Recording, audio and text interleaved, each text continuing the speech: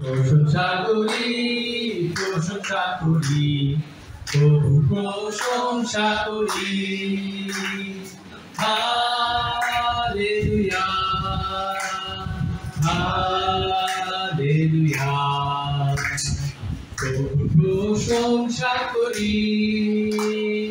Hallelujah, hallelujah, প্রভু প্রশংসা করি। প্রভু শক্তি, প্রভু শক্তি, প্রভু শক্তি আমার শক্তি। প্রভু শক্তি, প্রভু শক্তি, প্রভু শক্তি আমার শক্তি।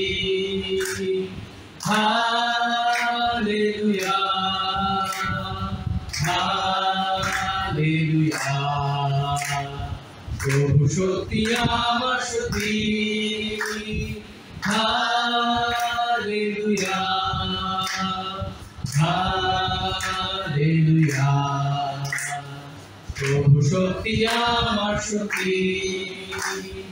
যে দেহ প্রভুকে ডাকে সে পরিত্রাণ পাবে। যে দেহ প্রভুকে ডাকে সে পরিত্রাণ পাবে। হালেলুয়া, হালেলুয়া, সে পরিত্রাণ পাবে। হালেলুয়া, হালেলুয়া, সে পরিত্রাণ পাবে। আমেন। আসলে আমরা ডিভোটেডলি গাই, দ্বিতীয় গানটি, পরের গানটি আমরা গাইবো আমি তোমার নাথ আছি চিরকাল।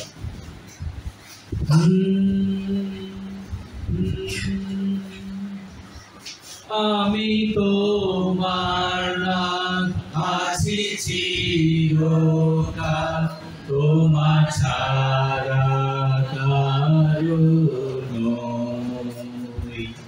থাকি বিশ্বাসে তব সন্নিধান, বাসনায় তুই। আমায় লহো লহো লহো যিশু হে, ক্রুশের আরো সন্নিধান। দেহ আমায় আমায় আমায় প্রভু হে, তব দুঃখী দেশে স্থান। অনুগ্রহ হইলে আমারে অভিষিক্ত করুণা। তোমার পবিত্র পরিচর্যাতে থাকি যেন দিনরাত। সকলে মিলে গাই। আমায় লহো লহো লহো যিশু হে, ক্রুশের আরো সন্নিধান। দেহ আমায় আমায় প্রভু হে,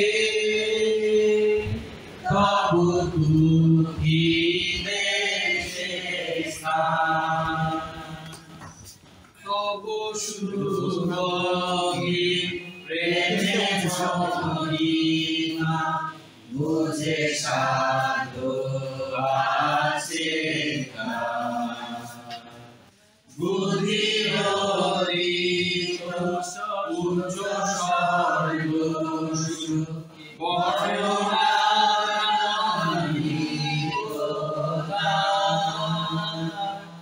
আমায় লহো লহো লহো যিশু হে, ক্রুশের আরো সন্নিধান। দেহ আমায় প্রভু হে, তব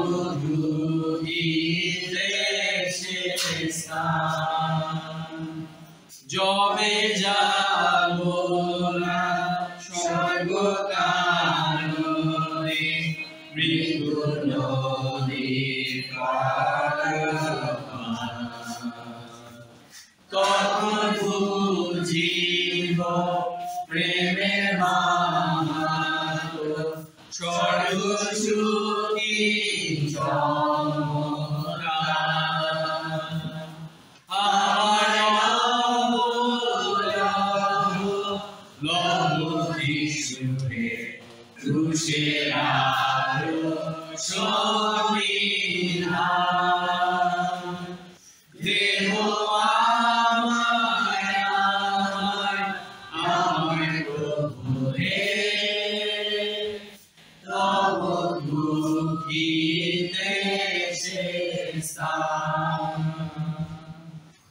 আমি আসলে তৃতীয় গানটি গাই আমাদের সংশীত থেকে আমরা দেখে গাইতে পারি জয় জয় প্রভু যিশু আমরা হাতটা দিয়ে আনন্দ সহকারে গাইবো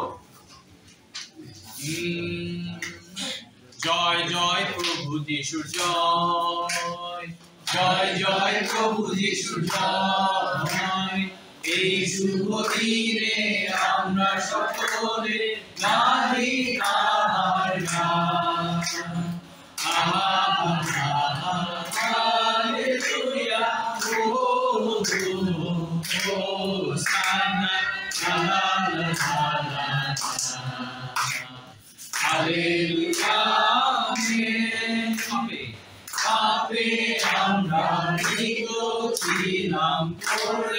জীবন অন্ধ ছিলাম দৃষ্টি পেলাম হলাম তার সন্তান পাপে আমরা মৃত ছিলাম করলেন জীবন অন্ধ ছিলাম দৃষ্টি পেলাম হলাম তার সন্তান জয় জয় প্রভু যিশু জয় জয় জয় প্রভু যিশু জয় এই শুভ দিনে আমরা সকলে গাহি তাহার গান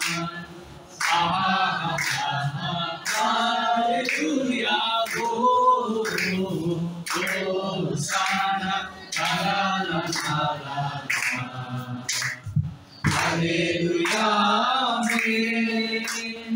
বললেন তিনি বললেন উদ্ধার দিলেন পরিত্রাণ পেলাম শান্তি পেলাম মুক্তি ধন্যতার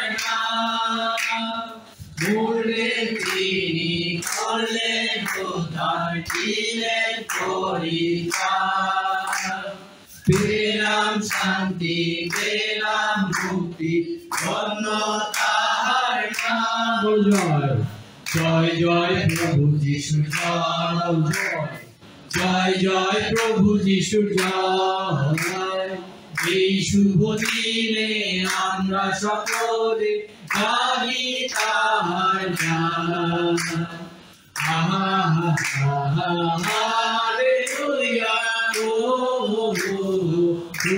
হোসানা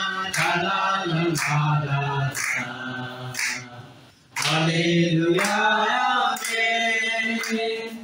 এসো সকলে আমরা মিলে গাহি তাহার গান আসবেন যিশু এই ধরণীতে দিবেন অনন্ত জীবন এসো সকলে আমরা মিলে গাহি তাহার গান আসবেন যিশু এই ধরণীতে দিবেন অনন্ত জীবন জয় জয় প্রভু যিশু জয় জয় জয় প্রভু যিশু জয় এই শুভ দিনে আমরা সকলে গাহি তাহার গান hallelujah হোসানা hallelujah Amen. Please be seated. Dr. Ashun করবেন। Good morning, brothers, sisters, and friends. সবাইকে আজকের এই প্রশ্ন অনুষ্ঠানে স্বাগতম জানাই ঢাকা চার্চ অফ ক্রাইস্টের পক্ষ থেকে। আমরা আশা করি সবাই ভালো আছি, সুস্থ আছি। যদিও বিভিন্ন পরিস্থিতি আমাদেরকে ডিস্ট্রাক্ট করতে পারে, বাট আমরা এই সময় এসেছি যেন প্রভুর উপাসনা করতে পারি, প্রভুর গৌরব করতে পারি, তার প্রশংসা করতে পারি। শাস্ত্রপাঠ, আলোচনা এবং গান এবং আমাদের হৃদয় খুলে দিয়ে আমরা যেন তার আরাধনা উপাসনা করতে পারি। চমৎকার দেখা আজকে সকালবেলা যখন আমি দেখছিলাম, সেই সকালে ঘুম থেকে উঠে প্রকৃতি প্রথম দিকে বেশ সূর্য ভালো আলো দিচ্ছিল, পরবর্তীতে আবার মেঘ, আবার একটু সূর্য, এভাবে ছায়া খেলা চলছে। তো দেখছিলাম ঈশ্বরের সৃষ্টি কি চমৎকার। আর সেরকমই একটা ছোট অংশ আমি আজকে সকালে সবার জন্য পাঠ করতে চাই। আমি পড়ছি গীতসংহিতা 24 অধ্যায় 1 থেকে 2 পদ। পৃথিবী ও তার মধ্যেকার সবকিছু সদাপ্রভু, জগৎ ও তার মধ্যে যারা বাস করে তারাও তার, কারণ তিনি গভীর জলের উপরে ভূমির ভিত্তি গাঁথলেন, আর সেই ভূমি মাটির নিচে জলের উপরে ধরে রাখলেন। আমেন। চমৎকার দেখা। আর বাইবেল বলছে আমরা সদাপ্রভু, আমরা তার, সবকিছুর মালিক সদাপ্রভু। আর সেই ঈশ্বর দৃশ্যমান অদৃশ্যমান আমরা যা কিছু দেখতে পাই, এই সমস্ত কিছুর একমাত্র স্রষ্টা তিনি। ঠিক আজ থেকে 1 মাস আগে বাংলাদেশ তথা এশিয়ার কয়েকটা কান্ট্রিতে রিমাল ঘূর্ণিঝড় দেখা দিয়েছিল গত 27 তারিখ, গত মাসে মে মাসের 27 তারিখ। একই রকম ভাবে আমরা যদি চিন্তা করি, এটা শুধু এখানে না, আর একটা হ্যারিকেন, অর্থাৎ সেখানেও একটা ঘূর্ণিঝড়ের মতো প্রাকৃতিক দেখা দিয়েছিল আমেরিকান অঞ্চলটাতে, ফ্লোরিডার ওই অঞ্চলটাতে। তো এগুলো আমরা যদি চিন্তা করি, এগুলো সদাপ্রভু অ্যালাউ করেছেন। আর এই সমস্ত কিছুর ঊর্ধ্বে তিনি রয়েছেন। আর তিনি বলছেন যে আজকে আমরা পৃথিবীতে আমাদের যা কিছু ভ্যালুয়েবল মনে করি, আমাদের মূল্যবান মনে করি, আমাদের ম্যাটেরিয়ালস, আমাদের দামি গাড়ি, দামি বাড়ি, দামি পোশাক, দামি ইনস্ট্রুমেন্ট, আর যা ডিভাইস, ম্যাটেরিয়ালস, সব কিছু সদাপ্রভু যদি আমরা সেভাবে চিন্তা করি। আর তিনি বলছিলেন, আমি যেটা বলছিলাম, আর সেটা হচ্ছে এরকম কিছু আমরা করি, অনেক কিছু করি, কিন্তু সদাপ্রভু চাইলে ধ্বংস করে দিতে পারেন, নষ্ট করে দিতে পারেন। প্রাকৃতিক দুর্যোগ, এটা আমাদের হাত নেই, এটা তার সৃষ্টি, এটা তার নিয়ন্ত্রণে চলে, প্রকৃতি তার নিয়ন্ত্রণে, জগৎ ও মধ্যেকার যা কিছু আছে এই সব কিছুই তার নিয়মে চলে। আমরা যদি চিন্তা করি, হাজার হাজার কোটি টাকা নষ্ট হয়েছে। বাংলাদেশের প্রেক্ষাপটে এখানে আলোচনা করা ছিল যে এই রিমালে প্রায় 1000 কোটি টাকার উপরে ক্ষতিগ্রস্ত হয়েছে। দুর্যোগ মন্ত্রণালয় প্রতিমন্ত্রী উনি এই রিপোর্টটা দিয়েছেন। অনেক মানুষ গৃহে মারা হয়েছে, অনেক মানুষ তারা নিঃস্ব হয়ে গেছে। আজকে যদি আমরা চিন্তা করি, কিন্তু আজকে সদাপ্রভু স্মরণ করে দিচ্ছে আমাদের, যেন আমরা চিন্তা করি, মনে করি এসব কিছু তার, তিনি দিয়েছেন, তিনি আবার নিয়ে নিতে পারেন, ব্যাক করতে পারেন, আর জাস্ট সাইক্লিং একটা প্রসেসের মাধ্যমে। সো আজকে আমরা যদি চিন্তা করি, আজকে সকালবেলা তিনি সবকিছুর ঊর্ধ্বে রয়েছেন। তিনি আমাদের প্রভু, আমাদের ঈশ্বর, সেই সর্বশক্তিমান ঈশ্বর। আমরা তার কাছে আসি, আমরা অহংকার না করি, কিন্তু তার গৌরব করি, তার প্রশংসা করি, তার আরাধনা করি এই সমস্তের মধ্যে দিয়ে। এবং প্রিয় ভাই বোনেরা, আমরা এই সময় পুরো বাক্য থেকে শিখবো। জুয়েলদা আমাদের জন্য পুরো বাক্য শেয়ার করবে। আমরা অন্তরকে খুলে দিই, প্রস্তুত করি যেন সে বাক্য আমাদের হৃদয়ে কাজ করে এবং সে মতো আমরা যেন আমাদের জীবনযাপন করতে পারি। আসুন আমরা প্রার্থনার মধ্যে দিয়ে আজকে উপাসনা শুরু করি। মহান ঈশ্বর, সদস্য পিতা, তোমার ধন্যবাদ করি, তুমি চমৎকার ঈশ্বর, গৌরবময় প্রশংসিত পিতা। দয়া করেছো সারাটা রাত রক্ষা করে এই সুন্দর একটি সকাল আমাদেরকে তুমি দর্শন করে দিয়েছো। তোমার দয়া, তোমার আশীর্বাদ আমাদের জীবনে আমরা প্রতি মুহূর্তে দেখতে পাচ্ছি। অযোগ্য পাপী সত্ত্বেও তুমি আমাদেরকে ভালোবেসে বাঁচিয়ে রাখছো পিতা। ক্ষমা চাই সমস্ত পাপ সকল যেগুলো তোমার সামনে খোলা প্রকাশিত। ক্ষমা করো, দয়া করো, অনুগ্রহ দান করো। তোমার বাক্যকে শিখবার জন্য সেই মানসিকতা দাও, সেই শিশু মনোভাব দাও, যেন সেভাবে গ্রহণ করতে পারি এবং সে মতো যেন কাজ করতে পারি পিতা। জল দেখে তোমার বাক্যের জন্য পাওয়ারফুলি ব্যবহার করো। তোমাকে ভালোবাসি সহ করি, এই প্রার্থনা মুক্ত দেশের নামে করি। এবার আমরা প্রচারে যাবো। প্রচার যাওয়ার আগে একটু গান করি। আসুন উঠে দাঁড়াই। আমরা গাইব গান সংখ্যা 4, যিশুর জয় জয় জয়। আমরা হাততালি দিয়ে আনন্দ সহকারে গাইব।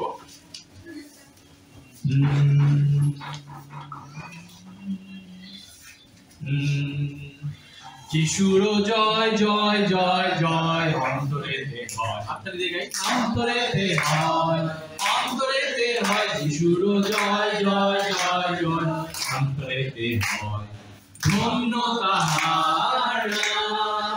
যিশুর জয় যিশুর জয় যিশু জয় অন্তরেতে হয় যিশুর জয় যিশুর জয় যিশু জয় অন্তরেতে হয়। আমার হৃদয় মাঝে অসীম শান্তি পেয়েছি আজি পেয়েছি আজি পেয়েছি আজি আমার হৃদয় মাঝে অসীম শান্তি পেয়েছি আজি ধন্য তাহার নাম। যিশুর জয় যিশুর জয় যিশু জয় অন্তরেতে হয় যিশুর জয় যিশুর জয় যিশু জয় অন্তরেতে হয়।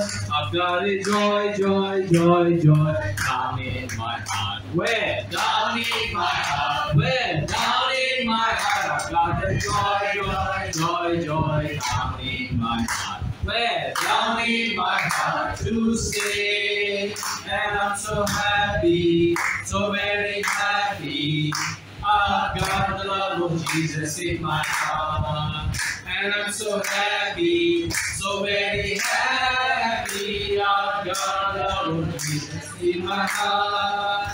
I want the peace that passes understanding down in my heart down in my heart down in my heart I've got the peace that passes understanding down in my heart down in my heart to sing and I'm so happy so very happy I've got the love of Jesus in my heart and I'm so happy so very happy I've got the love of Jesus in my heart.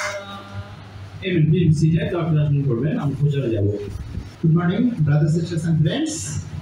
Morning. আমরা একটা নতুন জায়গায় আজকে অনেকদিন পরে একত্রিত হয়েছি তো মণ্ডলী হিসাবে তো রাইট এটা একটা অন্যরকম হয়তো আজকের পরিবেশটা হবে আর আজকের এক্সপেকটেশনটা হয়তো ডিফারেন্ট। আমরা সবাই আজকে ঈশ্বরের বাক্য থেকে শুনবো, ফেলোশিপ করবো, খেলাধুলা করবো, খাওয়া দাওয়া করবো, ইভেন ফেলোশিপ করবো, আরো ভালো হবে। তো আমি সবাইকে আশা করবো যাতে আমরা থাকি এবং ফেলোশিপ করি, সময় দেই। তো সবাইকে আমি ওয়েলকাম জানাই। রাইট, তো আজকে আমি কি নিয়ে কথা বলতে চাই? তো আমি চিন্তা করতেছিলাম যে রিসেন্টলি না সকালবেলা বেরোনোর সময় সংবাদ শুনতেছিলাম যে গতকালকে রাতে যে আজকে আমাদের দল মানে ক্রিকেট টিম তারা বাংলাদেশে ফেরত আসবে না। তো আমি মনে করি অনেকে হয়তো জানেন কি হয়েছে বা কেন হয়েছে। তো সামহাউ পিপল লাইক গেমস। হ্যাঁ, আমি এটা চিন্তা করতেছিলাম যে আমরা অনেকে ক্রেজ না গেমস, খেলাধুলার বিষয়ে ক্রেজ। তো আমি চিন্তা করতেছিলাম যে মানুষ আসলে কেন খেলাধুলাটাকে পছন্দ করে এত, ওয়াই ইজ দ্যাট? কখনো কি আমরা প্রশ্ন করে দেখছি কিনা খেলাধুলা, why we like games, what is this, মানে এর মধ্যে কি আছে হ্যাঁ যার জন্য আমরা আসলে এটাকে এত পছন্দ করি? হ্যাঁ, আনপ্রেডিক্টেবল, হ্যাঁ অনিশ্চয়তা। এই অনিশ্চয়তা অনেকে পছন্দ করে বা আমরা সবাই পছন্দ করি। আমি sometimes people doesn't like unpredictable. হ্যাঁ, আপনার লাইফ যদি আনপ্রেডিক্টেবল হয়, যে আপনি অনিশ্চিত জীবনে জীবনযাপন করতেছে, আপনার কেমন লাগবে? আপনি যেখানে চাকরি করতেছেন ধরেন এটা আনপ্রেডিক্টেবল, যে 6 মাস পরে কি হবে আমি জানি না। উইল ফিল গুড, আপনি ভালো ফিল করবেন কিনা, নাকি থ্রিল লাগবে, ওয়াও আমি এখানে চাকরি ছেড়ে আর এক জায়গায় যেতে পারবো, হ্যাঁ মজা লাগতেছে। আসলে কি তার লাগে? সবসময় কিন্তু আমার আনপ্রেডিক্টেবল ভালো লাগে না। কিন্তু গেমসের ক্ষেত্রে আমরা জানি যে এটা খুব সিরিয়াস কোনো ব্যাপার না। হ্যাঁ, যার জন্য আমরা চিন্তা করি যে ঠকছে অসুবিধা নেই, আবার সুযোগ আসবে, নেক্সট টাইম আবার ভালো করবে বা জিতবে। কিন্তু ওই আনপ্রেডিক্টেবল মানে কিছুক্ষণের মধ্যে ইউ ফিল মানে এনকারেজড, মানে আনন্দ লাগবে, ভালো লাগবে, হ্যাঁ হঠাৎ উত্তেজনা, এটা আপনাকে উৎসাহ দেবে। আবার কিছুক্ষণ পরে মনে হবে যে উল্টাটাও হইতে পারে, কিছুক্ষণের মধ্যে মোড ঘুরে যাবে, আপনার কান্নাকাটি করতে ইচ্ছা করবে, কষ্ট লাগবে, you don't know what will happen, next time আবার সুইচ করতে পারে মুড। হ্যাঁ, এই যে মানুষের দুঃখ, অনিশ্চয়তা, ভালো লাগা, মন্দ লাগা, এই সুইচ করতেছেন এক মুড থেকে আরেক মুখে, মানুষ এটা পছন্দ করে। That's very good. হ্যাঁ, আমরা যখন থিম পার্কগুলোতে যাই, বিভিন্ন রাইডে চলি না, এখানে কিন্তু এরকম একটা ব্যাপার আছে, ভয় আছে, অনিশ্চয়তা আছে। কারো কি এরকম অভিজ্ঞতা আছে কিনা? দেখবেন যে মানুষজন ভালো ফিল করে এগুলো, আবার কেউ কেউ আছে আনপ্রেডিক্টেবল, ভালো ফিল করে না। যদি বলেন যে খেলতে দেখতে পছন্দ করি বা এই ফিলিংস এর মধ্যে যেতে পছন্দ করি, কিন্তু আমি নিজে পার্টিসিপেট করতে পছন্দ করি না, কারণ অনেক সময় আমরা এগুলো আনকমফোর্টেবল রাখি আমাদের লাইফে। রিয়েলিটি ইজ ডিফারেন্ট না, অনেক সময় দেখে ভালো লাগে কিন্তু খেলতে বা পার্টিসিপেশন করতে গেলে ভালো লাগে না, হ্যাঁ, বিভিন্ন কারণে। রিয়েলিটি ইজ তখন অন্যরকম মনে হয়। হ্যাঁ, আর কি বলতে পারি, এরকম আরো একটা ঘটনা, খুব রিয়েলিস্টিক ঘটনা, যেমন চার্চে আমাদের বিভিন্ন দায়িত্ব থাকে। আমার একটা দায়িত্ব হচ্ছে প্রি ম্যারেজ কাউন্সিলিং। হ্যাঁ, বিবাহের পূর্বে যারা বিবাহ করতে যাচ্ছে তাদেরকে কাউন্সিলিং করা। তো হোয়াট ইজ দ্য মানে ক্যাচ, এখানে ক্যাচটা কি? ক্যাচটা হচ্ছে এই সময় মানে কাপল, মানে যারা সে বিয়ে করতে যাচ্ছে, they are full of love and passion for each other, এবং তারা মনে করে কোনো কিছু সমস্যা না, everything is okay, I want to get married, আমি বিবাহিত জীবনযাপন করতে চাই। ইটস ভেরি এনকারেজিং, এন্টারটেইনিং বা ইনফ্যাচুয়েশন বলি আমরা। কিন্তু রিয়েলিটি হচ্ছে যে এইটাই সব না marriage life. After getting marriage there is some realities. হ্যাঁ, এবং after some times of your life, না ম্যারেজের কিছু সময় পরে দেখবেন যে আপনার ওই আসক্তি কমে গেছে, আপনার স্পাউসের প্রতি আপনার আসক্তি খুব কম, আপনার হাজব্যান্ডের প্রতি আপনার আসক্তি কম, বা ওয়াইফের প্রতি আপনার আগ্রহ কম, ডাউন হয় একটা লেভেলে। এবং এটাকে ধরে রাখাটা একটা চ্যালেঞ্জ। বলা হয় যে প্রত্যেক দিন এটার জন্য আমাদের কাজ করে যেতে হয়, এফোর্ট নিয়ে যেতে হয় আমাদের ম্যারেজ লাইফটাকে ঠিক রাখার জন্য। তো কাউন্সিলর হিসেবে আমাদের দায়িত্ব হচ্ছে এই কাপলদেরকে আগে থেকে অ্যাওয়্যার করা যে this is going to happen in your life in future, you better get ready for now. এখনই প্রস্তুতি নেন সেটার জন্য, যাতে বিপদে পড়ার পর যাতে ঝামেলা না পড়ে। সো যে যত ভালো প্রস্তুতি নিতে পারবে, তার এই ধরনের ম্যারেজ পরে তার বিবাহিত জীবনের এই সমস্যাগুলো কত কম হবে, কারণ কি তারা সারপ্রাইজ হবে না। They will know that this is has to happen, এটা হতে যাচ্ছে এবং আমাকে এটা প্রিভেন্ট করতে হবে আগে থেকে, যাতে এটা ক্ষতিগ্রস্ত না হয়। তো দ্য রিয়েলিটি ইজ ডিফারেন্ট না, অনেক সময় বাইরে থেকে মনে হচ্ছে something else, and but the reality ভিতরে সামথিং এলস, হ্যাঁ, অন্য কিছু মনে হচ্ছে। তো আজকে এরকম একটা টপিক নিয়ে আমি যদি চিন্তা করি, স্পিরিচুয়াল লাইফে যখন আমরা প্রথমবার বিশ্বাসী হয়েছি, মানে অনেক সময় আমরা চিন্তা করি আমরা জন্মগতভাবে বিশ্বাসী না, আমরা জন্মগতভাবে বিশ্বাসী না, খ্রিস্টান ফ্যামিলিতে বড় হতে পারে, বাট স্টিল লাইফে একটা সময় এসে আমাকে পার্সোনালি ডিসিশন নিতে হয় যে আমি খ্রিস্টের জন্য জীবনযাপন করবো, তার শিক্ষা অনুসারে জীবনযাপন করবো। আদারওয়াইজ আমি নামকে আসতেই শুধুমাত্র খ্রিস্টান ফ্যামিলিতে বড় হয়েছি, বাট মাই লাইফস্টাইল, আমার understanding can be like worldly, জগতের লোকের মতো, যারা অবিশ্বাসী তাদের মতো হবে। তো আলটিমেটলি একটা সময় এসে আমাকে সিদ্ধান্ত নিতে হয় যে আমি খ্রিস্টের জন্য জীবনযাপন করবো। এবং সেই জীবনে যখন আমরা যাপন করি, অনেক কিছু আমরা করি না, ডুজ অ্যান্ড ডোন্টস আছে আমাদের লাইফে, এই জিনিসগুলো আমরা করবো না, কারণ এগুলো আসলে বাইবেল আমাদেরকে বলে না, অ্যাওয়ার থাকতে বলে, কারণ এগুলো আমাদের জন্য হার্মফুল, আমাদের জন্য ক্ষতিগ্রস্ত জিনিস। তো আমরা এগুলো করবো না। তো আমরা অনেক সময় চিন্তা করি আমি বেটার পার্সন হচ্ছি, আমি ভালো হচ্ছি, আমি আগে আসক্তি ছিলাম, এখন আসক্তি কাটাই উঠছি, আমি আগে আমার চারিত্রিক দুর্বলতা ছিল সেগুলো আমি কাটাই উঠতেছি। So I getting better. So আমার মনে হচ্ছে যে একটা খুব জয়ফুল অ্যান্ড পিসফুল একটা ফ্যামিলি বা একটা লাইফে যাচ্ছি আমি। হ্যাঁ, কিন্তু আলটিমেটলি দেখা যাবে আপনি যখন বিশ্বাসী হন, তারপরের লাইফে দেখবেন, আপনি আসার পর দেখবেন আপনার সেই দুর্বলতা আবার ফেরত আসতে চায়, আপনার টেম্পটেশন সেগুলো আবার ফেরত আসতেছে, জগতের যে আহ্বান সেগুলো আপনার কাছে ফেরত আসতেছে। অ্যান্ড সেখানে কি হচ্ছে, সেখানে এক ধরনের ফাইট আছে, সেখানে আমি বলছিলাম পিসফুল, জয়ফুল, সেই জিনিসগুলো আপনি দেখবেন যে হ্যাঁ পিস আছে, জয় আছে, কিন্তু inside there is a battle. হ্যাঁ, সেখানে এক ধরনের যুদ্ধ চলতেছে। হ্যাঁ, তো সেটা একটা রিয়েলিটি। অনেক সময় আমরা বিশ্বাসী হয়ে আমরা এই রিয়েলিটিটা উপলব্ধি করি না, এবং সেই রিয়েলিটিটা মানে সেই উপলব্ধিটাকেই আসলে আমাদের আজকে বিবেচ্য বিষয়। আজকে আমরা সেই ফাইটটা কিভাবে ফাইট করবো। তো আজকে আমি যে বিষয় নিয়ে কথা বলতে চাই সেটা হচ্ছে যে রেডি ফর স্পিরিচুয়াল ব্যাটল। আজকে আমরা আত্মিক যুদ্ধের জন্য প্রস্তুতি নেব বা প্রস্তুতির বিষয়টা দেখতে চাই। প্রেরিত 13 অধ্যায় থেকে 13 অধ্যায় আমরা 4 পর থেকে পড়বো, 4 থেকে 12 এই প্যাসেজটা আমরা পড়বো। এবং আমরা পড়ি প্রেরিত 12 অধ্যায় 4 থেকে। এটা হচ্ছে পবিত্র আত্মা এইভাবে বারনাবা ও শাউলকে পাঠালে পর সেই দুজন সিলুকিয়াতে গেলেন।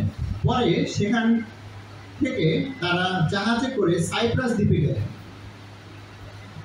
সালামিতে পৌঁছে তারা জিহুদীদের সমাজ ঘরে ঈশ্বরের বাক্য প্রচার করলেন। তখন সাহায্যকারী হিসেবে যোহন তাদের সঙ্গে ছিলেন। সমস্ত দ্বীপটা ঘুরে শেষে তারা পাফুতে আসলেন এবং সেখানে বর যিশু নামে একজন জিহুদী জাদুকর ও ভণ্ড নবীর দেখা পেলেন। সেই ভণ্ড নবীকে ইলুমা অর্থাৎ জাদুকর বলা হতো। সেই জাদুকর শাসনকর্তা সের্গিও পৌলের একজন বন্ধু, আর সেই শাসনকর্তা ছিলেন একজন বুদ্ধিমান লোক। সের্গিও পৌল ঈশ্বরের বাক্য শুনবার জন্য বারনাবা ও শাউলকে ডেকে পাঠালেন, কিন্তু বারনাবা ও শাউলকে ইলুমা বাধা দিতে লাগলেন এবং খ্রিস্টের উপর বিশ্বাস করা থেকে শাসনকর্তাকে ফেরাতে চেষ্টা করলেন। তখন পবিত্র আত্মাতে পূর্ণ হয়ে শাউল, যাকে পৌল বলেও ডাকা হতো, ইলুমার দিকে সোজা তাকিয়ে বললেন, তুমি শয়তানের সন্তান ও যা কিছু ভালো তার শত্রু। তোমার মধ্যে সব রকম ছলনা ও ঠকামি রয়েছে। প্রভুর সোজা পথকে বাঁকা করবার কাজ কি তুমি কখনো থামাবে না? দেখো, প্রভুর হাত তোমার বিরুদ্ধে উঠেছে। তুমি অন্ধ হয়ে যাবে এবং কিছুদিন পর্যন্ত সূর্যের আলো দেখতে পাবে না। তখনই কুয়াশা আর অন্ধকার তাকে ঢেকে ফেলল এবং কেউ যেন তাকে হাত ধরে নিয়ে যেতে পারে, সেই জন্য তখন সে হাঁটতে বেড়াতে লাগলো। এইসব দেখে সে শাসনকর্তা প্রভুর উপর বিশ্বাস করলেন, কারণ প্রভুর বিষয়ে যে শিক্ষা তিনি পেয়েছিলেন তাতে তিনি আশ্চর্য হয়েছিলেন। আমেন। রাইট। তো সাইপ্রাস দ্বীপ না, সাইপ্রাস দ্বীপ টাইটেলটা ছিল সাইপ্রাস দ্বীপ। তো আজকের ঘটনাতে যদি আপনি চিন্তা করেন কি আছে, এটা একটা বিশেষত্ব আছে। এই প্যাসেজটা আমি বলবো যে প্রেরিত পুস্তকের একটা খুব বিশেষ একটা ঘটনাকে রিপ্রেজেন্ট করে। ঠিক মাঝামাঝি একটা চ্যাপ্টার পুরো বাইবেলটা, প্রেরিতদের বইয়ে। এই পুস্তকে প্রথমবার আমরা দেখি পৌলের প্রথম মিশন যাত্রা আরম্ভ হয়। রাইট। এর আগের দিন আমি যখন প্রচার করতেছিলাম, যে বলছিলাম 1 থেকে 4 পর্যন্ত আমরা পড়েছিলাম, 3 যে পবিত্র আত্মার পরিচালনায় তাদের আন্তিওকিয়া থেকে বেরোয় আসতে হয়েছে। হ্যাঁ, বারনাবা এবং পৌল দুজন বেরিয়ে এসেছে তাদের প্রচার যাত্রা। This is the first time প্রচার যাত্রা। এই প্রচার যাত্রায় কি ছিল, তার সাথে যোহন মার্ক নামে একজন ছিল। না, যোহন মার্ক নিয়ে অনেক কথা হয় যে সে মিশন যাত্রার একটা সময় গিয়ে কি ফেরত চলে যায়। এইখানে সাইপ্রাস দ্বীপের পর থেকে সে ফেরত চলে যাবে জেরুজালেমে। রাইট। এবং তারপরে ঘটনাটা কি হবে, 15 চ্যাপ্টারে আমরা দেখবো যে 14-15 চ্যাপ্টার দেখবো যে জেরুজালেমে একটা মিটিং হবে। এটা নিয়ে মিটিংটা কি সেগুলো হয়তো আমরা পরে এক সময় আলোচনা করবো, কিন্তু মিটিংটা হবে যে অজিহুদিরা কি জিহুদি না হয়ে পরিত্রাণ পেতে পারে কিনা, এটা একটা ডিসিশন হবে জেরুজালেমের মিটিংয়ে। তো আপনাদের মিল করতে পারতেছেন আসলে কি হচ্ছে। তো আমি মনে করি যে যোহন মার্ক যে শুধুমাত্র পারসিকিউশন বা তাড়ানোর ভয়ে যে চলে গেছে, আমি মনে করি সেটা নাও হতে পারে। অ্যাপ্রোপ্রিয়েটলি হইতে পারে this is one of the theological debate. হইতে পারে যোহন মার্ক যখন প্রচার করতে গেছে পৌল বা বারনাবার সাথে, তারা হয়তো চিন্তা করছে যে আমি হয়তো জিহুদীদের জন্য প্রচার করবো, কেন অজিহুদীদেরকে কেন পৌল টানতেছে তখন। সো বেটার আমি এই দলের সাথে না, আই গো টু জেরুজালেম, এটা নিয়ে আলোচনা করার জন্য। আই নিড টু গো দেয়ার। এবং সে জেরুজালেমে ফিরে গেছে। কিন্তু আমরা দেখি যে দ্বিতীয় যাত্রায় পৌল বলতেছে না, যোহন মার্কের সাথে নেওয়া যাবে না, ওর এখন কনভিকশন দৃঢ় হয় না। হ্যাঁ, হয়তো এই থিওলজিক্যাল ডিবেটটা মেইন হতে পারে। অনেক সময় আমার একটা আইডিয়া ছিল, একটা সময় আমি চিন্তা করতাম হয়তো বা এটা হয়তো পারসিকিউশন তাড়ানোর ভয়ে সে পালাই গেছে। বাট আমার আইডিয়াটা হয়তো কিছুটা চেঞ্জ হয়েছে এই কারণে। আমার মনে হচ্ছে it's more like theological debate, understanding of scriptures বা ঈশ্বরের প্ল্যান। দুজনের মধ্যে একটা পার্থক্য ছিল পৌল এবং যোহন মার্কের। তো দ্বিতীয় বিষয়টা ছিল যে আমার দেখার মতো বিষয়, যদি আপনি চিন্তা করেন যে 7 পদে কি বলতেছে? 7 পদে পোলকে বলা হচ্ছে সেই ভণ্ড নবীকে ইলুম অর্থাৎ জাদুকর বলা হতো। সেই জাদুকর শাসনকর্তা সের্গিও পোলের একজন বন্ধু, আর সেই শাসনকর্তা ছিলেন একজন বুদ্ধিমান লোক। সের্গিও পোল ঈশ্বরের বাক্য শুনবার জন্য বার্নবা ও শাউলকে ডেকে পাঠালেন। কাকে ডেকে পাঠিয়েছে? বার্নবা এবং শাউল। কিন্তু যদি আমরা 13 পদে দেখি, 13 পদে কি লিখছে? 13 পদ হচ্ছে একটু পরে, যেটা পড়ি নাই, আসলে আমাদের পড়া উচিত এটাও। এরপরে শাউল ও তার সঙ্গীরা পাফো ছেড়ে জাহাজে করে পামফুলিয়া প্রদেশের কর্দা শহরে গেলেন। যখন তখন তাদের ছেড়ে জেরুসালেমে ফিরে গেলেন। তো যদি চিন্তা করি যে এই সময় থেকে নাম চেঞ্জ হয়ে গেছে, পৌল ও তার সঙ্গীরা, ঠিক আছে? এখন থেকে আর যোহন আর বার্নবা আর পৌল নাই, এখন হয়ে গেছে পৌল ও তার সঙ্গীরা। সো প্যারাডাইম চেঞ্জ হচ্ছে, অর্থাৎ লিডারশিপ চেঞ্জ হয়ে যাচ্ছে। এখানে বার্নবার থেকে আমরা চলে যাচ্ছি পৌলের দিকে। এখন থেকে আরম্ভ হবে সব পৌলের বিষয় নিয়ে কথা, যদি আমরা চিন্তা করি। এবং চিন্তা করে যে লিখেছে বইটা লুক, সে কি করেছে? এটা লেখার সময় ঠিক একই প্যাটার্ন ফলো করছে। আপনারা যদি চিন্তা করেন, প্রেরিত পুস্তকের শুরুতে পৌল প্রচার করছে, অনেককে বিশ্বাসী করছে, তারপরে তাদের মধ্যে হিলিং কাজ করছে এবং অত্যাচারিত হয়েছে। ঠিক একই প্যাটার্ন এখন থেকে আমরা দেখবো, হয়তো আগামী দিনে হয়তো যখন আমি বলবো তখন দেখবো যে পৌলের একটা প্রচারও থাকবে, অনেকে বিশ্বাসী হবে অজিউদিরা, এবং তারপরে অনেক হিলিং কাজও পৌল করবে, এবং তারপরে সব হবে। এবং এই প্যাটার্নটা একই প্যাটার্ন ফলো করা হবে পিতর এবং পৌলের জন্য। সো আলটিমেটলি এখানে এই মেসেজটা হচ্ছে পৌলকে যে অ্যাপোস্টলস বা প্রেরিত হিসেবে নিযুক্ত করা হয়েছে, তাকে যে ঈশ্বরের পরিকল্পনার অংশ যে সেটাকে প্রতিষ্ঠা করার জন্য চেষ্টা করা হয়েছে। তো আমি যখন এই প্যাসেজটা দেখি, আসলে এটা সেরকম একটা বিষয় নিয়ে কথা বলে। পৌলের অথরিটি, সে যে একজন প্রেরিত, যিশুর মৃত্যুর পরে সে বিশ্বাসী হয়েছে, কিন্তু তারপরও সে একজন প্রেরিত। এবং তার প্রথম পয়েন্টটা ছিল যে পবিত্রতা দ্বারা সে অ্যাপয়েন্ট হয়েছে এই কাজের জন্য, এবং ব্যক্তিগতভাবে সে হয়তো যিশুর সাথে তার কনভারসেশন হয়েছে। কিন্তু একইভাবে তাকে প্রেরিতদেরকে ঠিক যেভাবে পরিচালনা দেওয়া হয়েছে পবিত্রতা, ঠিক একইভাবে পৌলকেও ঈশ্বর সেভাবে পরিচালনা দান করেছে। রাইট? তো এই বিষয়গুলো আমরা এই প্যাসেজ থেকে সামারাইজ করতে পারি। তো আমরা যদি চিন্তা করি এই প্যাসেজের প্রেক্ষিতে এখনকার যে ঘটনা, সাইপ্রাস দ্বীপে যে ঘটনাটা ঘটতেছে, এই ঘটনাটা একটু বলি। এটা হচ্ছে দ্বিতীয়বার বাইবেলে, এবং প্রেরিত পুস্তকে 4 বার হবে, তার মধ্যে এটা হচ্ছে দ্বিতীয়বার, যেখানে আমরা মনদত্তাদের সাথে মানুষের একটা সম্পর্ক বা একটা প্রবলেম আমরা দেখবো। এর আগে আমরা সিমনের কথা জানতাম যে পিতর এবং সিমনের একটা ঘটনা ঘটেছিল, জাদুকর সিমন।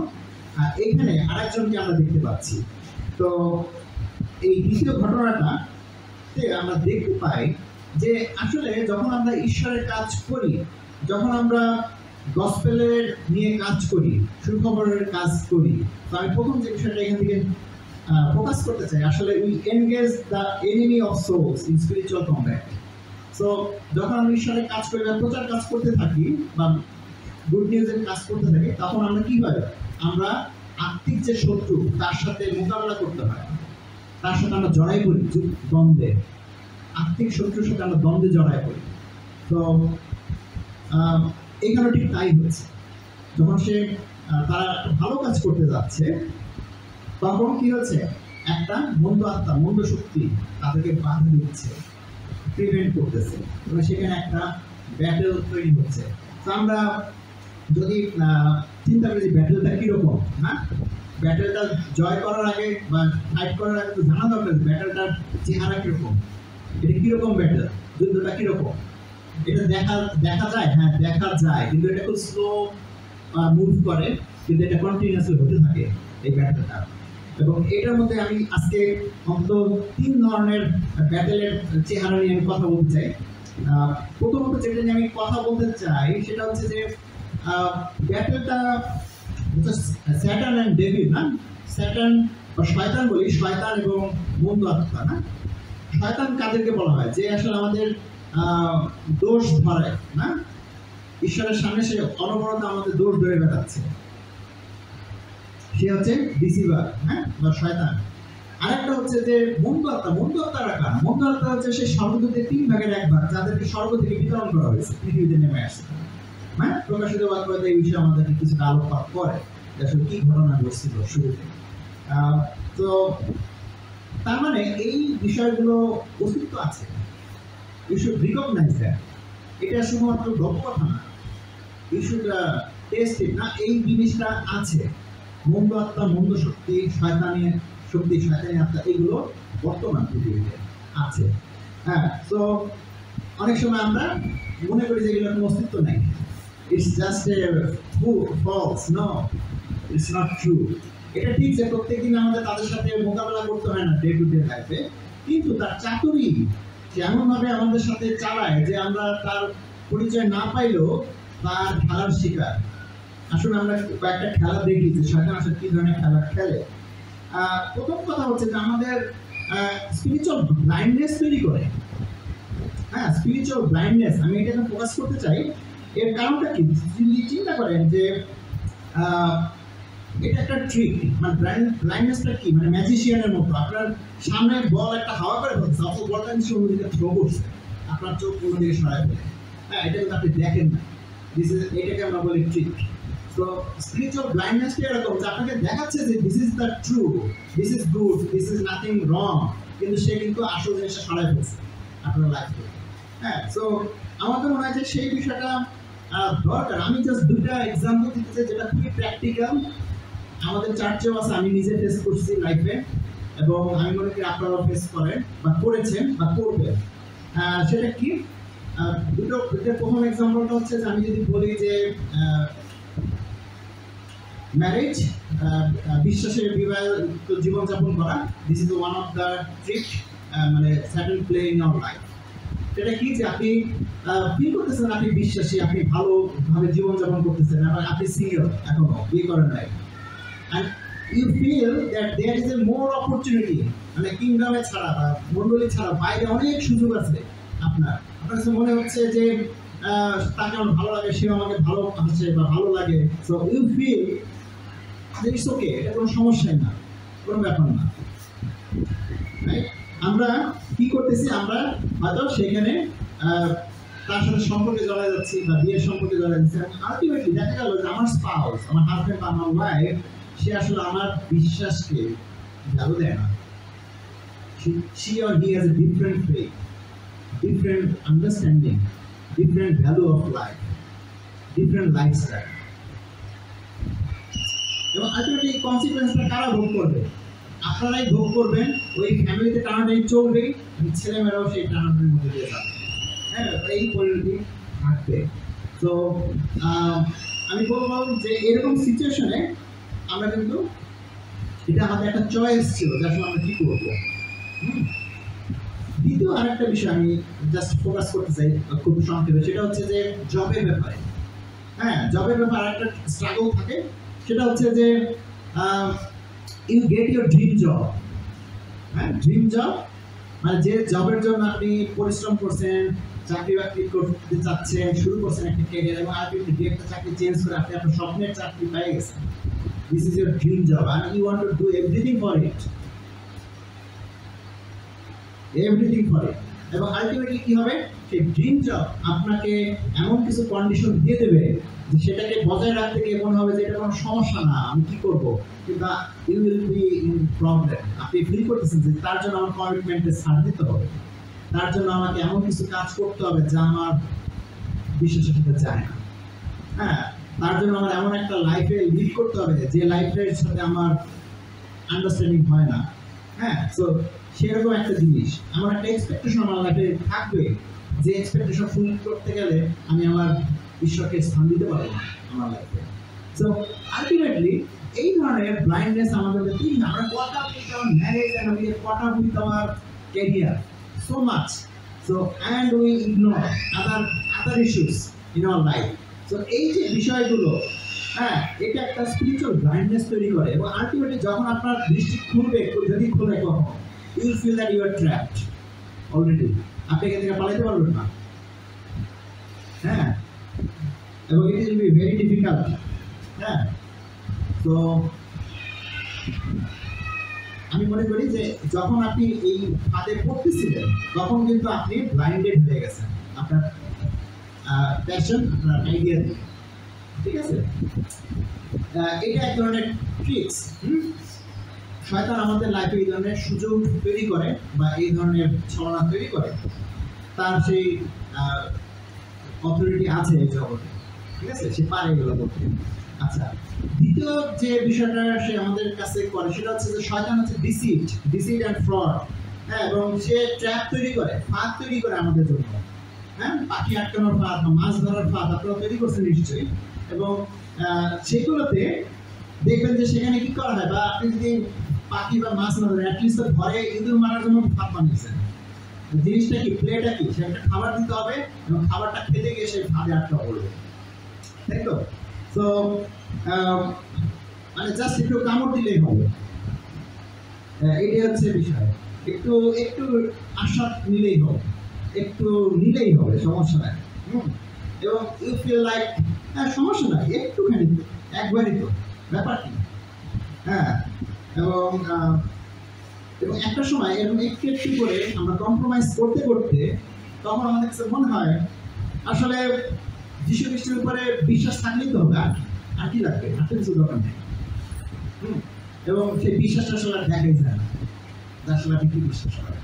তো এটা এক ধরনের আমাদের স্লোলি কম্প্রোমাইজ করার একটা ফল। আমরা খুব সহজে অনেক দূরে সরে যেতে পারি। আশা করি আমরা বুঝতে পারছি জিনিসটা কিরকম হতে পারে। এবং তৃতীয় যে জিনিসটা হচ্ছে যে সেলফিশ মোটিভেশন, এটা আমাদের মধ্যে জেনারেট হয়। এবং সেটার মধ্যে কি আছে, সেলফিশ মোটিভেশন মানে মানে আত্মকেন্দ্রিক মনোভাব। হ্যাঁ, আত্মকেন্দ্রিক মনোভাব। এটাকে আমরা যদি দেখি যে এখানে যে জাদুকর, না, এখানে এক্সাম্পল হিসেবে ব্যবহার করা হয়েছে ইলুমা। হ্যাঁ, তো এই জাদুকরকে যদি আমরা চিন্তা করি, ইলুমা তার একটা সেলফিশ মোটিভেশন ছিল বার্নাবা এবং পলকে বাধা দেওয়ার জন্য, তাই না? এর কারণ কি, যে সেভিয়র শৌল যে আসলে শাসনকর্তা ছিল, সে কি করতো, তার কাউন্সিলর হিসেবে ইলুমা কাজ করতো। অর্থাৎ অনেক কিছু দেশে পরামর্শ নিত তার।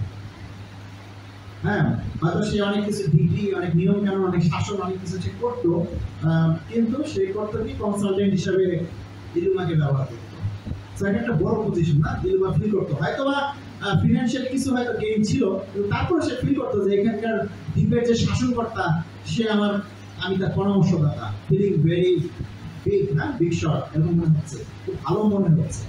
কিন্তু দেখা যায় যে সে যখন চিন্তা করলো যে আসলে এ যদি শৌল এবং বার্নাবার কথায় খ্রিস্টের উপরে বিশ্বাস করে, তাহলে তো আমি আমার চাকরি হারাবো,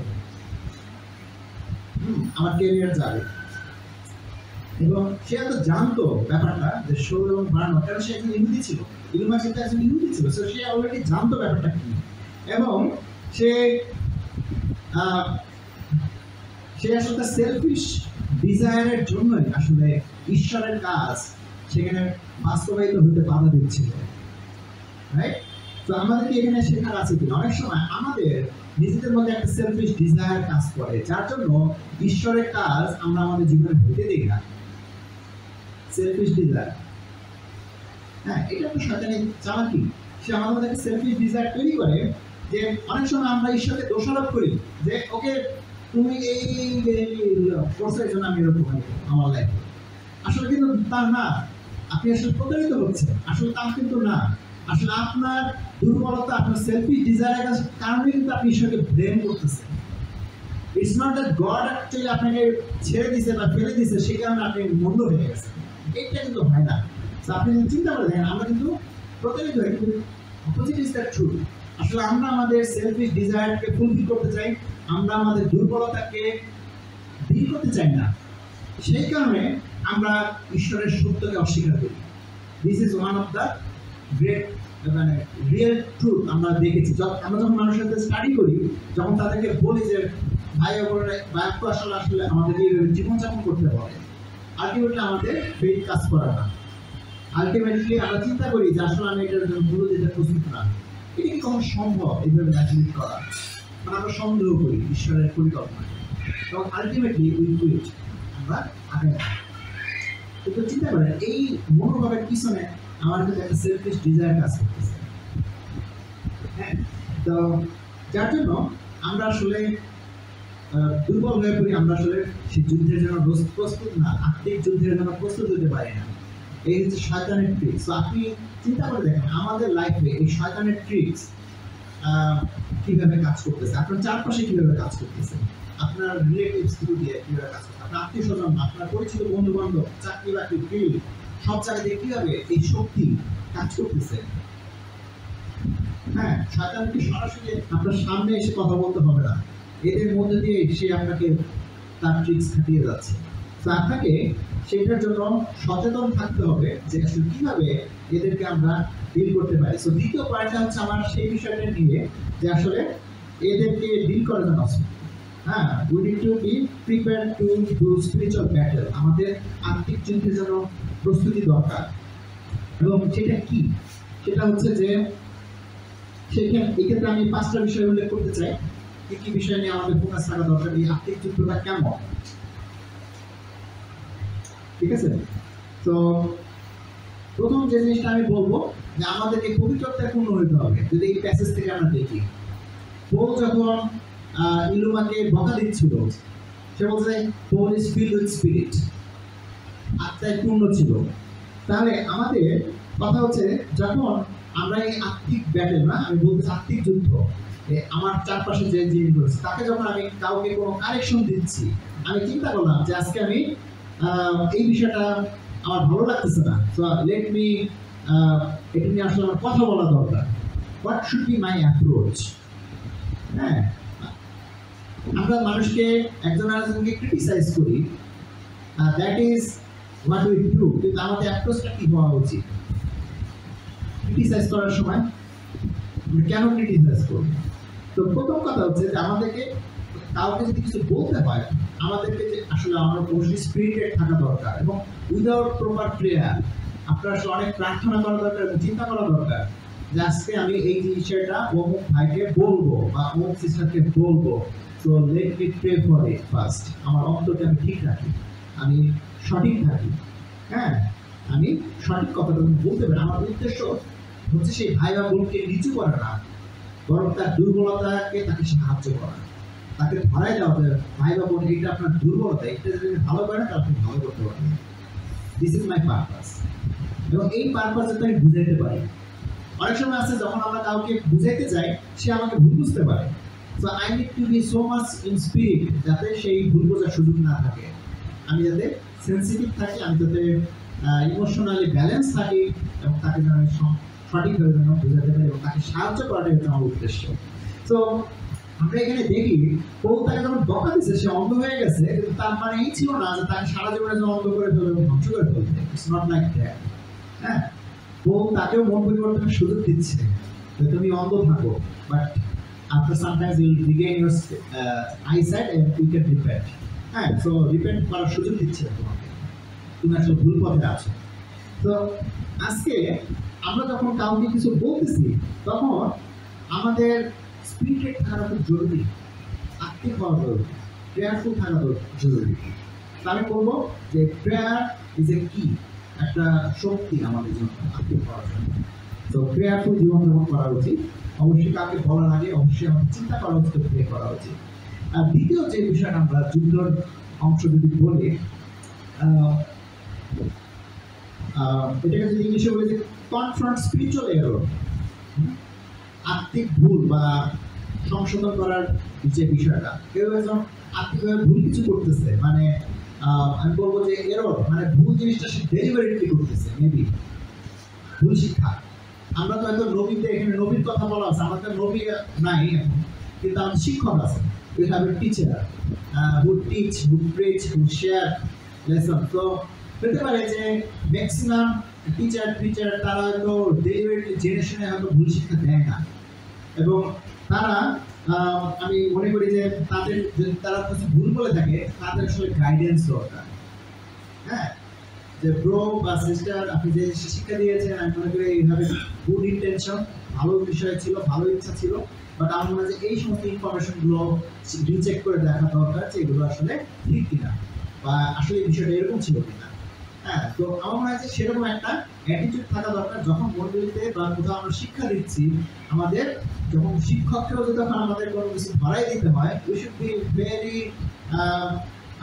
কি বলবো যে রেসপেক্টফুল অ্যান্ড ভেরি তাকে গাইড করা উচিত, রাদার দেন তাকে ফিগার আউট করতে দেওয়া উচিত আসলে সে আসলে কি ভুল করছে, but we can guide them to the truth. কিন্তু কিছু কিছু ভুল যেগুলো আসলে খুব ক্রস লেভেলের ভুল, মানে আমার সালভেশন রিলেটেড ভুল, আমার পরিত্রাণ রিলেটেড ভুল, যেগুলোতে আসলে আমার সময় থেকে করা উচিত না, সেগুলোতে আমার সরাসরি ডিল করা উচিত। যে ব্রো বা সিস্টার, আপনি যে বিষয়টা চিন্তা করছেন, this is totally wrong idea, এটা আমাদের পরিত্রাণ নিয়ে টানাটানি করে, এটার সাথে connected. So better you take it seriously, ওই জিনিসটা আপনাকে এইভাবে দেখা উচিত। তা আমাদের মনে রাখতে হবে সব ভুলের কারণে আমাদের ঝাঁপাই করতে হবে না, ইটস নট নেসেসারি। কিছু ভুল এরকম মেজর ইস্যুস থাকবে, কিছু থাকবে যেগুলো আসলে অতটা মেজর নয়, but still good to know. হ্যাঁ, এখন দেখা গেলো আমি যে তথ্যগুলো আগে শেয়ার করছি, হয়তো কোনো একটা তথ্য হয়তো জন্ম মাসের বিষয়ে আপনার তথ্য আপনার দ্বিমত থাকতে পারে, but it's not a salvation issue. So we can study and learn more, যদি আপনার ভিন্ন আইডিয়া আপনি আসে কথা বলতে পারেন আমার সাথে, আই নট মাইন্ড। কিন্তু যেটা সালভেশন ইস্যুতে আমি যদি ভুল কিছু বলে থাকতাম, তাহলে কিন্তু এটা নিয়ে আসলে সিরিয়াসলি আপনার সাথে আমার বসা উচিত এবং এটা নিয়ে কাজ করা উচিত। তো আমি জাস্ট ফর এন এক্সাম্পল কথাটা বললাম। তো এটা আসলে হয়ে থাকে। তৃতীয় যে বিষয়টা আমরা স্পিরিচুয়াল ব্যাটেলের একটা অংশ দেখি, সেটা হচ্ছে যে তাদেরকে রিচ আউট করা যারা আসলে ঈশ্বরের বাক্যের প্রতি বা ঈশ্বরের প্রতি ইন্টারেস্ট শো করে। তো অনেক সময় হয় যে এই বিষয়টাতে আমরা স্কিপ করে যাই, উই ডোন্ট কেয়ার হ্যাঁ অ্যাবাউট আওয়ার নেইবার্স। হ্যাঁ, যদি সেলফিশনেসকে ব্রেক করতে হয়, সেটা যদি সাধারণ ট্রিক্স হয়ে থাকে, সেলফ মোটিভেশন হ্যাঁ বা সেলফনেস, তাহলে সেটাকে ব্রেক করার একটা ওয়ে হচ্ছে ফাইট করতেছে আপনি যখন আপনার চারপাশে কেউ ঈশ্বরের প্রতি আগ্রহী হচ্ছে তাদেরকে হেল্প করা। হ্যাঁ, we should reach out those people. সবাই আগ্রহী না, ইটস ট্রু, কিন্তু কেউ কেউ দেখবেন যে প্রস্তুত ঈশ্বরকে প্রভু হিসেবে নেওয়ার জন্য। তো তাদেরকে হেল্প করা, তাদেরকে গাইড করা, তো এটা আমাদের জন্য খুবই জরুরি, যেন আমরা সেরকম মানুষের প্রতি ওয়েলকামিং থাকি এবং তাদের প্রতি ইন্টারেস্ট থাকে, যে তারা যাতে তাদের জীবনে ঈশ্বরকে যাতে নিতে পারে প্রভু হিসাবে। চতুর্থ যে বিষয়টা সেটা হচ্ছে যে ঈশ্বরের বাক্যকে মানুষের সামনে প্রেজেন্টেবল ওয়েতে ক্লিয়ারলি গসপেলটাকে তাদের সামনে উপস্থাপন করা উচিত আমাদের। তো আমি বলবো যে এটা একটা গুরুত্বপূর্ণ স্কিল, আমি বলবো স্কিল ঈশ্বর আমাদেরকে দিয়েছে, পবিত্রতা দেয় মানুষকে, যেন তার সুখবরকে যাতে আমরা অন্যের কাছে উপস্থাপন করি। আমি বলবো যে প্রে করে যদি আপনার সেই স্কিলে দুর্বলতা থাকে, এবং কোনো একটা স্কিল ডেভেলপ করতে গেলে প্র্যাকটিস করতে হয় বারবার। So why don't you try with someone who can do maybe first time? প্রথমবার যদি আপনি মনে করেন আমি কনফিডেন্ট না, আমি এমন কাউকে নিয়ে বসি যে আসলে এটা এই ফিল করেছি অনেকবার, সো পবিত্রতা হয়তো আমার মধ্যে সেই ডিজায়ার দিচ্ছে, এবং সেই ডিজায়ারের কারণে আমি অন্যকে নিয়ে বসেছি আরেকজনের সাথে, এবং আলটিমেটলি আমি লার্ন শিখতেছি, এবং একটা সময় আমি নিজেই সেই ডেভেলপমেন্ট হবে যাতে আমি নিজেই পারি মানুষকে করতে। হ্যাঁ, তো আমি বলবো যে ইটস ভেরি নেসেসারি একটা দক্ষতা আমাদের ঈশ্বর আমাদেরকে দিতে চায়, আমরা যেন সেটা নেই, আমাদের নেওয়ার সেই অন্তর রাখতে হবে। রাইট, আপনি কি সেটা নিতে চান? ঈশ্বরের বাক্যকে কিভাবে প্রেজেন্ট করতে হয় মানুষের জীবনে, মানুষের সামনে সঠিকভাবে, এই বেসিক দক্ষতাটা আমরা খ্রিস্টানদের মধ্যে অনেকেরই নেই, সরি টু সে, অনেকের না। কেউ যদি আপনাকে জিজ্ঞেস করে ভাই আপনি যে ঈশ্বরের উপাসনা করেন সে আসলে কে, সে কি, আপনার কি পালন করে, আপনি কি সেটা তাকে ক্লিয়ারলি শিক্ষা দিতে পারবেন সেই বিষয়টা? আপনি কি বিশ্বাস করেন, আপনি কি পালন করেন, এবং আপনি কেন পালন করেন, কিভাবে পালন, এটিতে আপনার লাভটা কি, এটাকে আপনি বুঝিয়ে বলতে পারবেন? যদি আপনি বুঝিয়ে বলতে পারেন, I will say that go and you try and you become fruitful. হ্যাঁ, আপনি ফ্রুটফুল হন। আর যদি আপনি সেই দক্ষতা আপনার এখনো না হয়ে থাকে, আপনি বেটার ইউ লার্ন, শেখার সুযোগ আছে, ইউ ক্যান লার্ন। তো দেখা যাবে যে এই লোকরা 13 অধ্যায় 12 পদ না, 12 পদে কি বলছে? 12 পদে এই শিক্ষার বিষয় বলতেছে যে এইসব দেখে সে শাসনকর্তা প্রভুর উপর বিশ্বাস করবে। হ্যাঁ, তাহলে আমরা যদি চিন্তা করি যে এগুলো হচ্ছে বিশ্বাস না, বিশ্বাস একটা ইম্পর্টেন্ট পার্ট যাকে আমরা প্রেজেন্ট করব। তার উদ্দেশ্য হচ্ছে স্টাডি করে শেষ করে দেওয়া না, স্টাডি করার শেষ রেজাল্ট হচ্ছে তার মধ্যে ফেথ জেনারেট হবে, প্রভুর প্রতি সে বিশ্বাস করবে। হ্যাঁ, আর শুরুটা হতে পারে আমরা চিন্তা করতে পারি যে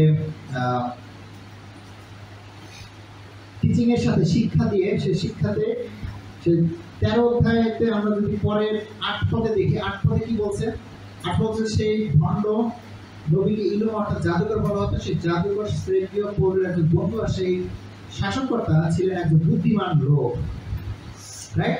তো সের্গিও পৌল একজন বুদ্ধিমান লোক ছিল। অনেক সময় আমরা বাইবেলে খুব একটা এই ধরনের কথা শুনি না মানুষ সম্পর্কে, হ্যাঁ, যে বুদ্ধিমান লোক, কিন্তু তাকে আমরা এখানে দেখি সে একজন বুদ্ধিমান লোক ছিলেন।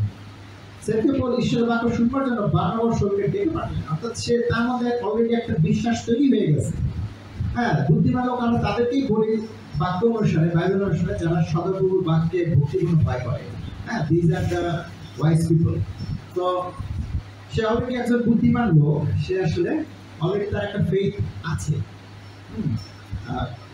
ঈশ্বরের প্রতি, এবং তার সাথে সে পুরোপুরি বিশ্বাসে নিজেকে সমর্পণ করছে। তো আজকে আমাদের মানুষকে শিক্ষা দিই, it's not that we actually instrument, আমরা আসলে তাকে একবার জিরো থেকে অন্ধকার থেকে আলোতে নিয়ে আসছি। No, we are not. আমরা শুধুমাত্র উইটনেস, সাক্ষী। অলরেডি ঈশ্বরের কাজ চলতেছে তার লাইফে, ঈশ্বর তাকে ট্রান্সফর্ম করে ফেলতেছে তার জীবনের মধ্যে দিয়ে, এবং আপনি তাকে সঠিক পথে গাইড করতেছেন এবং জাস্টিফাই করতেছেন, হ্যাঁ সে রেডি প্রভুকে নেওয়ার জন্য বা পবিত্রতাকে রিসিভ করার জন্য। তো এটা আপনি উইটনেস করতেছেন। তো আমরা একটা রোল প্লে করি, কিন্তু তার মানে এই না যে this is work of our ability, না, এটা হোলি স্পিরিটের কাজ, এটা ঈশ্বরের পরিকল্পনার কাজ। তো আমরা হচ্ছে তার সাক্ষী, আমরা সেখানে পার্টিসিপেট করি। তো আজকে আমি এই বিষয়টা নিয়ে বলতে চাই, এবং শেষ যে বিষয়টা নিয়ে আমি বলবো সেটা হচ্ছে যে পঞ্চম যে বিষয়টা, সেটা হচ্ছে এই আত্মিক যুদ্ধে সবসময় যে আপনাকে ভিক্টরি হইতে হবে তা না, বিজয় থাকবে তা না, এবং সেটার জন্য আপনি বিশ্বাস করেন না যে এটা আপনার একটা মিস্টেক ছিল। Don't believe that. রেজাল্ট দেখে আপনি বিলিভ করেন না যে আপনার এই এফোর্ট বা আপনার কাজ এটা একটা মিস্টেক ছিল। Don't do that. কারণ কি, এটাও কিন্তু সাধারণ মানুষরা আমাদের চায় আমরা যখন আনসাকসেসফুল হই ডিসকারেজ হওয়ার জন্য, আসলে আমার একটা মিস্টেক ছিল, আমার প্রবলেম, আমি সেই, হ্যাঁ, আমি দমে যাই। It's not like that. ঈশ্বরের বাক্য যখন মানুষের কাছে প্রেজেন্ট করা হয় বা বলা হয়, সবাই যে তার গ্রহণ করবে তা না। অডিয়েন্সের অ্যাপ্রোচ ডিফারেন্ট হবে। কেউ এটা অফেন্ডেড ফিল করবে এবং সে চিন্তা করবে যেটা আমার স্বার্থে আঘাত করে, আমি এটা সহ্য করতে পারতেছি না, I should criticize them and I should leave them, মানে আই শুড অ্যাটাক দেম, এরকম হইতে পারে। আরেক গ্রুপ কি করবে, ইটস ওকে, সো সমস্যা নাই, আমরা তো যত মত তত পথ, হ্যাঁ, ব্যাপার না। আরেক গ্রুপ ফিল করবে যে I am open, okay, I think this is makes sense to me. I better dig it out. আমি এটা আর একটু জানতে চাই, আরো ভালো করে শিখতে চাই। তো অ্যাপ্রোচ শুড বি ডিফারেন্ট। হ্যাঁ, তো আপনার মানে আপনার প্রচারের কারণে বা আপনার শিক্ষার কারণে মানুষ হয়তো আপনাকে ডিফারেন্টলি অ্যাপ্রোচ করবে, নেগেটিভ, পজিটিভ, মোটামুটি, হ্যাঁ, কিন্তু যাই হোক না কেন, এটা আপনার ফল্ট না। So don't misinterpret this. This is not your fault. ওকে, তো আমি মনে করি যে সেই বিষয়টা আমাদের মনে রাখতে হবে। তো এখানেও ঠিক তাই হবে, যতগুলো প্রচার যাত্রা দেখবেন সব জায়গায় যে পোল খুব সাকসেসফুল ছিল তা না, কিন্তু সে কিন্তু তার কাজ থামায় যায়, সে এগিয়ে গিয়েছে।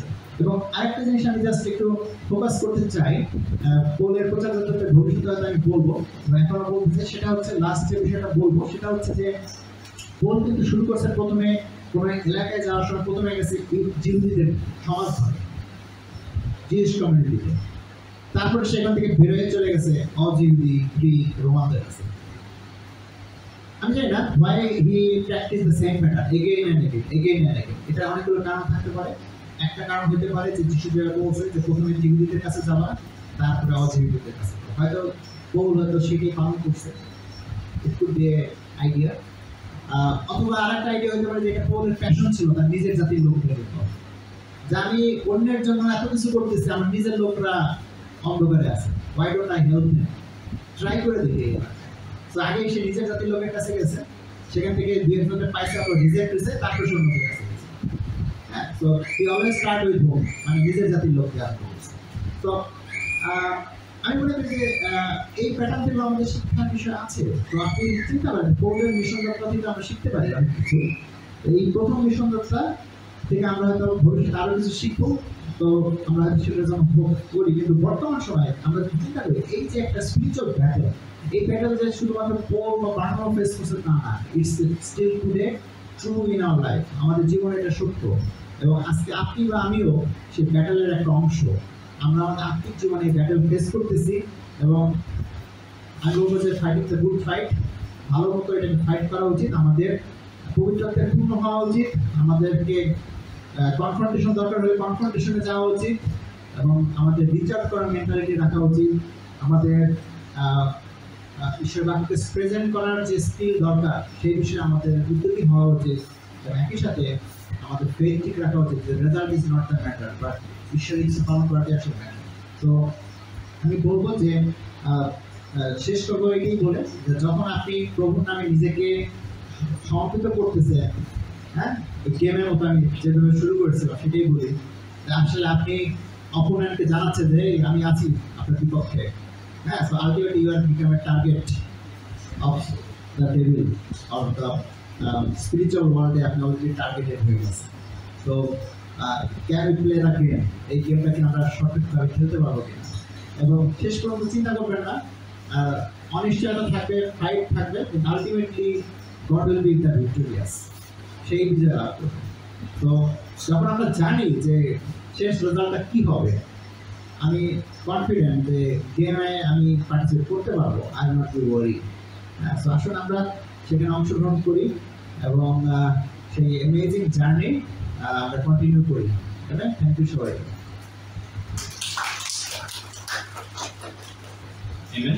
আমরা এই সময় গান সংগ্রহ করবো, আমরা একটি গান করি, ধন্য প্রভু যিশুর নাম।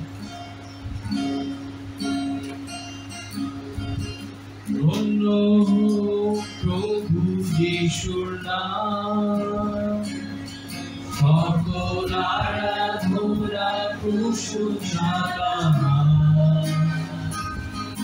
এসো সবে মিলে তুলে ধরিয়া, হে ধন্য হোক সে নাম, ধন্য হোক সে নাম, ধন্য হোক প্রভু যিশুর নাম, ধন্য হোক প্রভু যিশুর নাম, সকল আরাধনা প্রশংসা, এসো সবে মিলে তুলে ধরিয়া, হে ধন্য হোক সে নাম, ধন্য হোক সে নাম, ধন্য হোক প্রভু যিশুর নাম, ধন্য হোক প্রভু যিশুর নাম।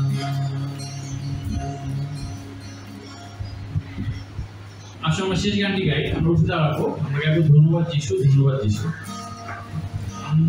হাততালি দিয়ে গাই।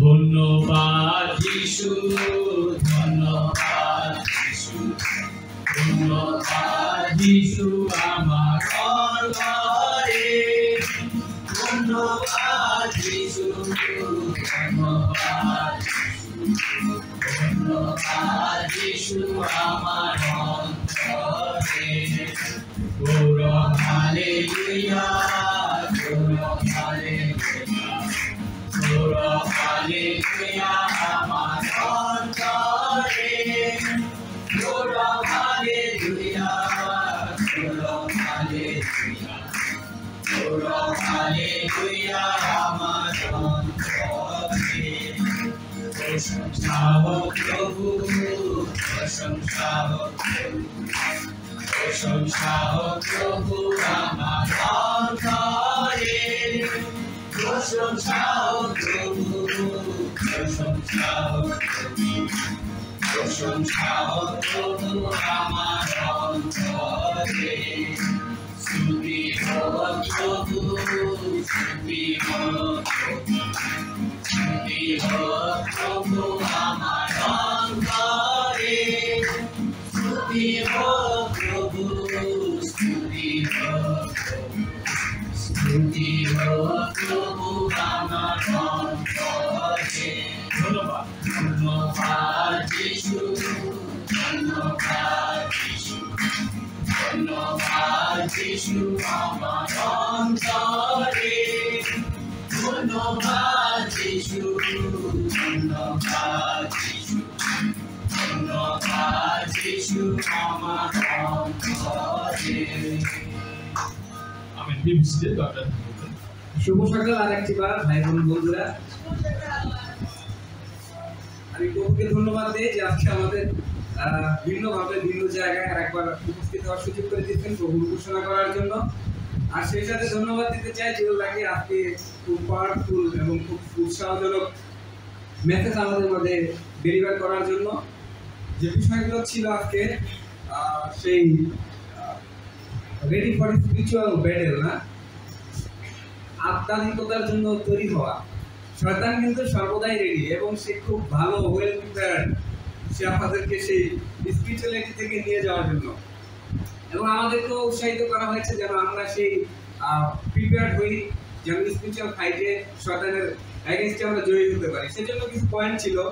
আমার আজকে যে পয়েন্টটা বেশি ভালো লেগেছে বা আমাকে পিক করেছে সেটা হচ্ছে কাউকে কিছু বলার আগে প্রে করা।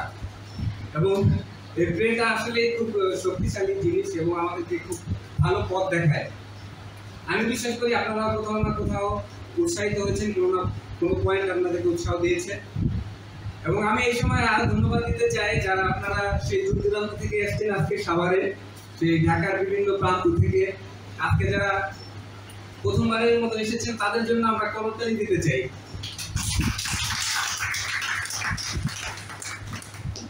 আজকে যে আলোচনার বিষয় ছিল সেখানে উৎসাহিত আমরা হয়েছি। যদি আপনারা যারা প্রথমবারের মতো এসেছেন বা আমাদের বন্ধুরা যারা এসে থাকেন, আপনারা যদি বাইবেল থেকে আলোচনা করতে চান, আপনাদের আলোচনার মধ্য থেকে হয়তো অনেক কিছু বেরিয়ে আসতে পারে, তাহলে আমাদের অনেক ভাই বোনরাই প্রস্তুত আছে আপনাদের সাথে সেই আলোচনা করার জন্য।